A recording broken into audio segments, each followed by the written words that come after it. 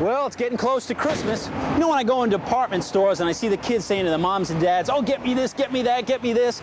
Reminds me when I was a kid growing up saying the same thing to my mother. And she'd look down at me and go, you know, John, the only difference between men and boys is the price of their toys. She was right.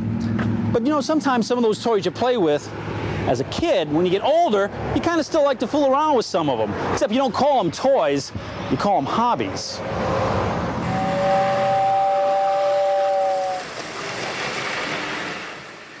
Wild Bill's Hobby Shop has been located on Shady Grove since the 1970s. Lynn Morgan has owned the hobby shop for the past 5 years. The place is loaded with all kinds of entertainment, trains, planes, boats, cars, and everything that goes with them for kids of all ages. What is the age range of the person that comes in? I would say the biggest segment is going to be in the mid-20s. After that, early 30s, and then teenagers. What about the expense now of the boats and the planes and the trains?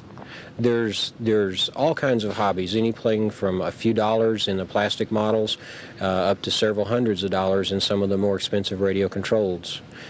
Trains are fairly inexpensive unless you get into collectors type trains, some of the real old and expensive ones. It's more a rarity, more like coin collecting, where how many pieces were made of a certain item and whether or not you can still find them or not. In collector type engines, they're going to be anywhere from the 20s to the hundreds, even up to some of them up to 1,000. But in the average trains, just the average one that most people have in their attic, they're going to be more in the $50 price range.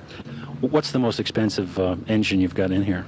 The Lionel 773, manufactured in 1950, is worth approximately $1,250. And that's just for the engine? Just the engine and coal car.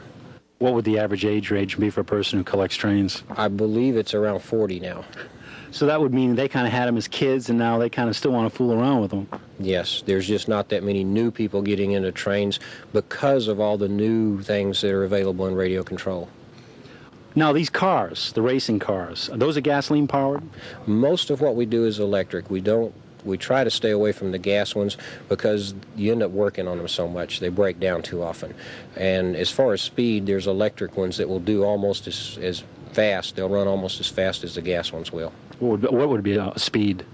On the electric ones, probably 15 to 30 range. Now, some of them, if you're going to hop them up, modify them, put the big motors and all in them, they'll do in the 50s, which will seem like hundreds to whoever's driving it. What would it be a price range for the racing cars?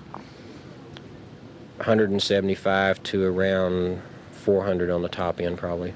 I notice you also have a racing track in the back. We have two different tracks back there. There's an off-road section and an oval track. The oval is by far the most popular right now. We race on Friday nights and Saturday nights. There's generally 40, 50 cars racing. It's a timed race, and the winner is determined by who turned the most laps in 4-minute racing. Are plastic models still popular? Plastic models are extremely popular. In far as number of pieces that are sold on the average, plastic models would take that category as far as number of pieces. But in dollars, it's not near as many dollars. But that's where there's a lot of people that have hobbies that don't cost them so much, too. Wild Bill's is really a big kid Santa's workshop where it's easy to relive your childhood. People come in and say, oh, I used to have one of those when I was a kid, or I always wanted a train set, or I always wanted to fly an airplane or race a car, and they can do this, so much more economically, and it's totally safe instead of racing a real car or boat or something. Lynn, what's the big difference between toys and hobbies? Really, I'd say that when you have a hobby item, it's something that you build, put together yourself. You end up with something you can modify, you can change it up, you can take it apart and rebuild it. Something in a toy category, whenever something happens to it, it's usually just discarded, thrown away. You can't get parts or anything for it. Most anything in the hobby industry, there's always modifications, parts that you can buy for it. You can rebuild it, take it apart and readjust it. It's an ongoing type thing, like a train layout, which is never finished. You can always add something else to it.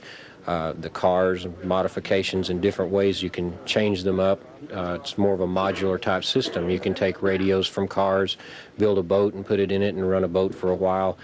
You can take radios from airplanes and go into helicopters. So when moms say to their kids the only difference between men and boys are the price of their toys, there is a little difference then. Yes, there is a lot of difference.